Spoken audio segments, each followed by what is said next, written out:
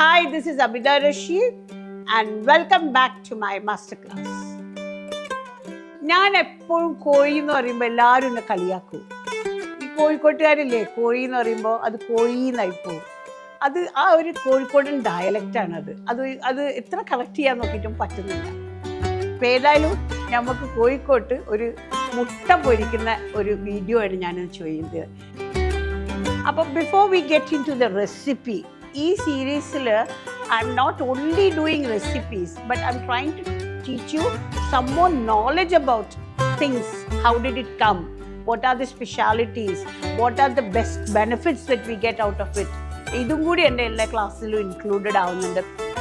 ഈ ഒരു മുട്ട പൊരിച്ചത് നിങ്ങൾ കാണുക കൂടുതൽ കോഴിക്കോട്, മാഹി, തലശ്ശേരി ഇതെല്ലാം ഈ വണ്ടിക്കാരുണ്ടാക്കിയിട്ട് മുട്ട പൊരിച്ചതും ഒരു നെയ്പത്തിരിയും ഇത് ഭയങ്കര കോമ്പിനേഷനാണ്.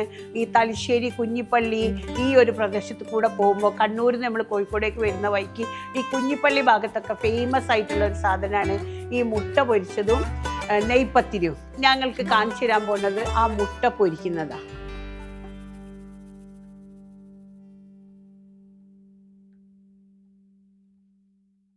ഇനി നമുക്ക് മുട്ട പലതരമുണ്ട്. കോഴിയിടുന്ന മുട്ട ഉണ്ട്, ഡക്ക് ഇടുന്ന മുട്ട ഉണ്ട്, ക്വീൽ എഗ്സ് ഉണ്ട്, ഓസ്ട്രിച്ച് എഗ്സ് ഉണ്ട്. Eggs R of different types. പക്ഷേ ഓൾമോസ്റ്റ് എല്ലാത്തിൻ്റെയും ആ ഒരു സ്റ്റൈൽ ഓഫ് ഉണ്ണിയും വെള്ളയും ഒക്കെ ഒരേ മാതിരി തന്നെ ആയിരിക്കും. ഈ ഫാമിൽ കിട്ടുന്ന മുട്ട ഉണ്ടല്ലോ, അതാണിങ്ങനെ ഫാമെങ്കിൽ ചിലപ്പോൾ ഗിരിരാജ കോഴിൻ്റെ മുട്ടയാണെങ്കിൽ കുറച്ചും കൂടി ഒരു ബ്രൗൺ കളർ ഉണ്ടാവും. പിന്നെ നാടൻ മുട്ടയാണെങ്കിൽ അതിൻ്റെ യോക്കിന് നല്ല കളർ ഉണ്ടാവും. ഈ യോക്കിന് നല്ല കളറുള്ള മുട്ട എന്ന് പറയുന്നത് അതാണ് ശരിക്കുള്ള നാടൻ മുട്ട. അത് നമ്മൾ വീട്ടിൻ്റെ മുറ്റത്തൊക്കെ കോഴിനെ വിട്ട് കഴിഞ്ഞാലേ ഈ കോഴികൾ എല്ലാം തിന്നുമല്ലോ.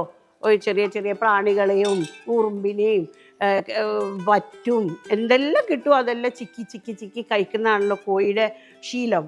അങ്ങനെ കഴിച്ചു കഴിഞ്ഞാൽ ഒരുപാട് പ്രോട്ടീൻ റിച്ച് ആവും. ആ മുട്ട ഭയങ്കര റിച്ച് ആവും. ആ ഇതുകൊണ്ടാണ് നാടൻ മുട്ട കഴിക്കണതാണ് നല്ലത് എന്ന് പറയുന്നത്. എനിവേ അതൊന്നും ഇപ്പോൾ പോസിബിൾ അല്ലല്ലോ, ആ സമാനമൊക്കെ പോയി. ഇനി നമ്മൾക്ക് കിട്ടുന്ന മുട്ട എന്നെ കഴിക്കണമല്ലോ. ഇനി നമുക്ക് കിട്ടുന്ന മുട്ട എങ്ങനെ നല്ലോണം ചെയ്യാമെന്നുള്ളത്. ഒരു മുട്ട പൊരിക്കുക എന്ന് പറഞ്ഞാൽ എളുപ്പമുള്ളൊരു കാര്യമാണ്.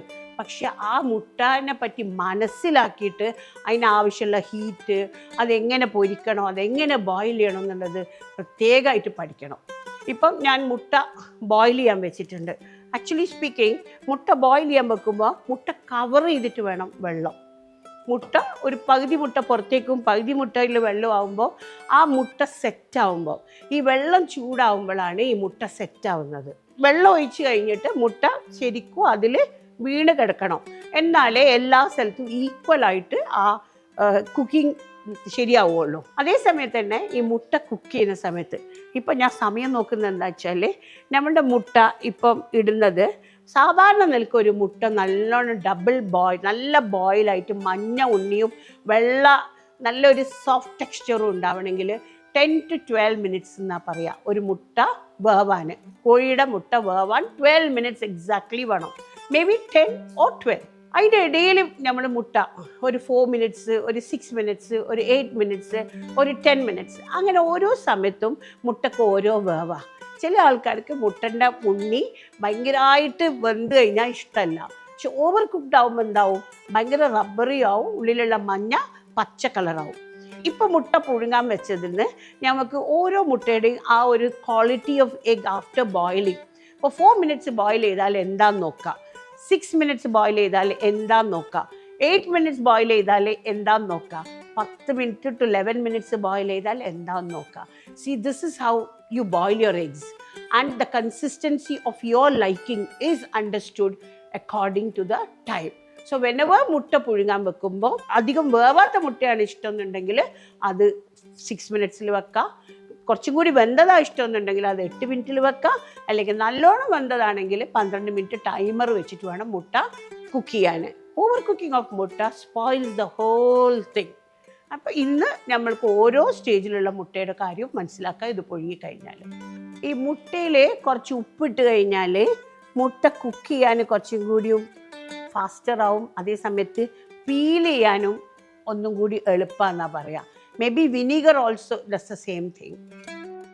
ആദ്യത്തെ 4 മിനിറ്റിൻ്റെ മുട്ട, ഇത് 6 മിനിറ്റിൻ്റെ മുട്ട, 8 മിനിറ്റിൻ്റെ മുട്ട. ഇതേ മുട്ട തന്നെ നമുക്ക് പ്രഷർ കുക്കറിലിട്ടിട്ടും കുക്ക് ചെയ്യാം. പ്രഷർ കുക്കറിൽ സാധാരണ പറയാം ഒരൊറ്റ വിസിൽ, ഒരു വിസിൽ വന്നു കഴിഞ്ഞിട്ട് പിന്നെ അതിൽ ഇരിക്കണ്ട, ആ വിസിൽ വേഗം കൂളാക്കിയിട്ട് മുട്ട എടുക്കുക. അതും കറക്റ്റ് കൺസിസ്റ്റൻസി ഓഫ് കുക്കിംഗ് ആയിട്ട് വരും. ഇനി ഞങ്ങൾക്ക് ലാസ്റ്റ് മുട്ടയാണ് ഇപ്പോൾ വെന്തുകൊണ്ടിരിക്കുന്നത്. ആ ലാസ്റ്റ് മുട്ട ഞങ്ങൾക്ക് 10 to 12 മിനിറ്റാണ് വേണ്ടത്. പിന്നെ ഒന്നും കൂടി പറയാനേ, സാധാരണ എല്ലാവരും മുട്ട വാങ്ങിക്കഴിഞ്ഞാൽ റെഫ്രിജറേറ്ററിൽ വെക്കും. ഈ റെഫ്രിജറേറ്ററിൽ വെച്ച മുട്ട പെട്ടെന്ന് എടുത്തിട്ട് അടുപ്പത്തിട്ട് കുക്ക് ചെയ്യുമ്പം ആ മുട്ടയുടെ ക്വാളിറ്റി കിട്ടില്ല, ആ സോഫ്റ്റ്നെസ്സും മുട്ടയുടെ ക്വാളിറ്റി ശരിക്കും വരില്ല. അത് കാരണം റെഫ്രിജറേറ്ററിന് വെക്കുന്ന മുട്ടയാണെങ്കിൽ നേരത്തെ എടുത്ത് റൂം ടെമ്പറേച്ചറിലേക്ക് വന്നതിൻ്റെ ശേഷമേ കുക്ക് ചെയ്യാൻ പാടുള്ളൂ. പിന്നെ ഇന്ത്യയിൽ സംബന്ധിച്ചിടത്തോളം മുട്ട ഫ്രിഡ്ജിൽ വെക്കേണ്ട ആവശ്യമില്ല. ലൈക്ക് ഒരു 23-24 ഡിഗ്രി ഹീറ്റുള്ള സ്ഥലത്തൊക്കെ മുട്ട പുറത്തന്നെ ഇരിക്കും. അഥവാ ഇനി നിങ്ങൾക്ക് കംഫർട്ടബിളാണ് റെഫ്രിജറേറ്റ് ചെയ്യുന്നുണ്ടെങ്കിൽ തന്നെ അത് റൂം ടെമ്പറേച്ചറിൽ വരണം എന്നുള്ളത് നിർബന്ധമാണ്. അപ്പം മുട്ട ചെറിയൊരു കാര്യമാണ്, പക്ഷെ നമ്മൾ ആ ക്വാളിറ്റി ഓഫ് ഈറ്റിംഗ് ഉണ്ടല്ലോ, നമ്മൾ കഴിക്കണ സാധനം അതിൻ്റേതായ ഒരു ഭംഗിയിലും അതിൻ്റേതായ കറക്റ്റ് രുചിയിലും കഴിക്കണമെങ്കിൽ ചെറിയ ചെറിയ പോയിൻറ്റ്സ് നമ്മൾ എപ്പോൾ ശ്രദ്ധിക്കണം. ഞാൻ എപ്പോൾ പറയുന്ന മാതിരി കടുകിട്ട പൊട്ടണേ എന്ന് പറയുന്ന മാതിരി തന്നെ മുട്ട കഴിക്കുമ്പം മുട്ട ഈസിയസ്റ്റ് സാധനമാണ്. പക്ഷെ അതവിടെ വേവാനിട്ട് കുളിക്കാൻ പോയി പിന്നെ ഡ്രസ്സ് മാറ്റി തിരിച്ചു വരുന്നവരെ മുട്ട വന്നിട്ടുണ്ടെങ്കിൽ forget that മുട്ട, it is lost all the charm of that egg. Anyway ഇതെല്ലാം കഴിച്ച് നമ്മളെ ബോഡീൻ്റെ ഉള്ളിലേക്ക് കയറല്ലേ, അപ്പോൾ ആ കഴിക്കുന്ന ഒരു സുഖത്തോട് കൂടിയിട്ട് അത് കഴിക്കല്ലേ രസം. ഇനി ലാസ്റ്റ് മുട്ട 12 മിനിറ്റ്, ഇതാണ് അവസാനത്തെ മുട്ട.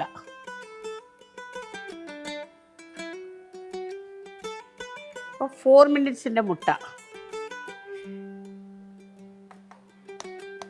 ഇതിൻ്റെ ടെക്സ്ചർ കണ്ടോ, ഇങ്ങനെ ഫ്ലഫി ആയിരിക്കും.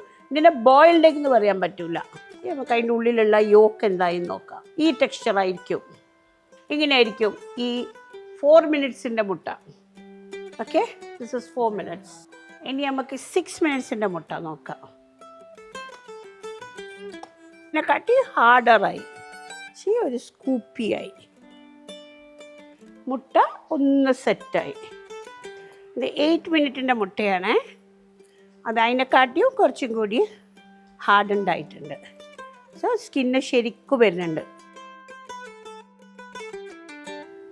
കുറച്ചുകൂടിയും യെല്ലോ ഒന്നും കൂടി ഫേമായി. മറ്റേത് ഡാർക്ക് ആൻഡ് എല്ലാ യെല്ലോ ഒരേ കളറായിട്ടില്ല.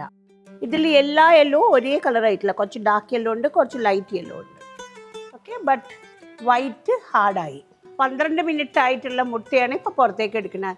അത് ഡയറക്റ്റ് കോൾഡ് വാട്ടറിലേക്കാണ് ഇടുന്നത്. മുട്ട ഒന്ന് വേഗം മുട്ട തണുത്ത് കിട്ടും. ഇപ്പോൾ പീൽ ചെയ്യാൻ ഏറ്റവും എളുപ്പം മുട്ട ഒന്ന് തണുത്ത് കിട്ടുമ്പോഴാണ്. അപ്പോൾ ചൂടുള്ള വെള്ളത്തിൽ നിന്ന് തണുത്ത വെള്ളത്തിലേക്ക് ഇട്ട് വയ്ക്കാം, ഒന്ന് ചൂടാറണം.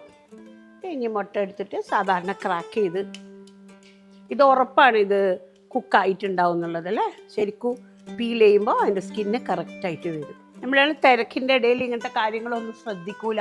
ആ മുട്ട പുഴുങ്ങി അങ്ങനെ വിചാരിക്കുകയുള്ളൂ. നല്ല നല്ല soft and plumpy egg. It's not ജാസ്തി കുക്കായിട്ടില്ല. ആ ടെക്സ്ചർ വേണ്ടോ. അപ്പം 4 ടൈപ്പ് മുട്ട. അപ്പം ഇത്രയും നേരം നമ്മൾ ക്ലാസ്സിൽ നമ്മൾ മുട്ട എങ്ങനെയാണ് ബോയിൽ ചെയ്യേണ്ടതെന്ന് പഠിച്ചു. ഇനി ഈ മുട്ടനെ കൊണ്ട് ഒരു ഡിഷ് ഉണ്ടാക്കാൻ നമുക്ക് പഠിക്കാം. ഈ ഡിഷിൽ സാധാരണ മലബാർ ഏരിയയിൽ നമ്മൾ ഈ സീ റൂട്ട് കൂടെ ട്രാവൽ ചെയ്യുന്ന സമയത്ത് ഈ മുട്ട പൊരിച്ചതും നെയ്പത്തിരിയും ഇതൊരു ഭയങ്കര കോമ്പിനേഷനാണ്. ഇത് ഈ കണ്ണൂർ, തലശ്ശേരി, മാഹി ബെൽറ്റിൽ കാണാവുന്ന ഒരു പ്രത്യേക ഡിഷാണ്. ഇത് ചെറിയ ചെറിയ വണ്ടിക്കാരുണ്ടാവും ഈ കടലിൻ്റെ ഭാഗത്തൊക്കെ, അല്ലെങ്കിൽ മാഹി ഏരിയയിലാണ് ഇത് കൂടുതൽ കാണുക. മാഹിയിലൊരു കുഞ്ഞിപ്പള്ളി എന്നൊക്കെ പറഞ്ഞ സ്ഥലമുണ്ട്, അവിടെയാണ് ഈ ഞാനൊക്കെ കണ്ണൂരേക്കൊക്കെ പോകുമ്പോഴല്ലേ ഇതിനായിട്ട് പോവും ഈ സമയം കണക്കാക്കിയിട്ട്. ഒരു വൈകുന്നേരം 4-ൻ്റെയും ഒരു 7-ൻ്റെ ഇടയിൽ ഒരു സ്നാക്കായിട്ട് കഴിക്കുന്ന ഒരു പ്രത്യേക രസമുള്ള മുട്ട പൊരിച്ചതും ഇതുമാണ്, പത്തിരിയുമാണ്. അത് ഇനി ആരെങ്കിലും അതിൽ ട്രാവൽ ചെയ്യുമ്പോൾ യു ക്യാൻ ട്രൈ. അതിനെന്താ ചെയ്യുക, ഈ കോഴിമുട്ട നല്ല സോഫ്റ്റ് ടെക്സ്ചേർഡ് മുട്ട ഓവർ ഹാർഡായി ഓവർ ബേൺഡായി ഓവർ ഇതാവൊന്നും ചെയ്യാണ്ട് മുട്ട എടുത്തിട്ട് ചെറിയ കട്ട്സ് കൊടുക്കുക മുട്ടേൻ്റെ ചുറ്റും. ഇത് ഈ മുട്ടനെ നമ്മൾ മുളകും ഇതൊക്കെ തേച്ച് പൊരിക്കാൻ വേണ്ടിയിട്ടാണ്. ഇത് നമ്മൾക്കൊരു മസാല ഉണ്ടാക്കിയിട്ട് എന്ത് മസാല നമുക്ക് ഇഷ്ടം കൂടുതൽ ആ മസാല കൊടുത്താൽ മതി. മുട്ടയ്ക്ക് ഇങ്ങനെ കട്ടിട്ട് കൊടുത്താലേ മുട്ടയിലേക്ക് ആ മസാല ആവാൻ വേണ്ടിയിട്ടാണ് ഇങ്ങനെ കട്ട് ചെയ്യുന്നത്. ഇനി നമുക്കൊരു ചെറിയ മസാല ഉണ്ടാക്കാം. എരിവിന് മുളക് പൊടി, ഒരിത്തിരി ആവശ്യത്തിനുള്ള ഉപ്പ്, കുറച്ച് മഞ്ഞൾ. ഇതിൻ്റെ ടേസ്റ്റ് മേക്കറാണ് ഈ ജീരകം പൊടിച്ചത്. ഇതാണ് ഇതിൻ്റെ ടേസ്റ്റ് മേക്കർ. ഓക്കെ, ഒരു ചെറിയ കട്ടിയിൽ സോസി ആയിട്ട് ഉണ്ടാക്കുക. കുറച്ച് വെള്ളം കൊടുത്ത്, വല്ലാണ്ട് വെള്ളം നമ്മൾ മീനെല്ലാം മസാല തേക്കുന്ന മാതിരി ഒരു ചെറിയ മസാല റെഡിയാക്കി ഈ മുട്ടയുടെ മേലെ നമുക്കിതൊന്ന് തേച്ച് കൊടുക്കാം ലൈറ്റായിട്ട്. ഒരുപാട് എരിവൊന്നും വേണ്ട. ഇതൊരു വെറുതെ ഒരു കഴിക്കുന്ന സമയത്ത് ആ ബ്ലാൻഡ്നെസ് ഒന്ന് ഒഴിവാക്കാൻ മാത്രം. ചട്ടി നല്ലോണം ചൂടായി വരുമ്പോൾ കുറച്ച് വെളിച്ചെണ്ണ ഒഴിച്ചു. ഇനി ഓയിലിട്ടോ വെളിച്ചെണ്ണയാണ് ഇതിനൊന്നും കൂടി ടേസ്റ്റ്. ഈ മുട്ടയിൽ ഇങ്ങനെ കട്ട്സ് ഇട്ടിട്ടില്ലെങ്കിൽ മുട്ട ചിലപ്പോൾ പൊട്ടിത്തെറിക്കും. എണ്ണ ചൂടായി വരുമ്പോൾ ഓരോ മുട്ടയിട്ട് ഇട്ട് കൊടുക്കാം.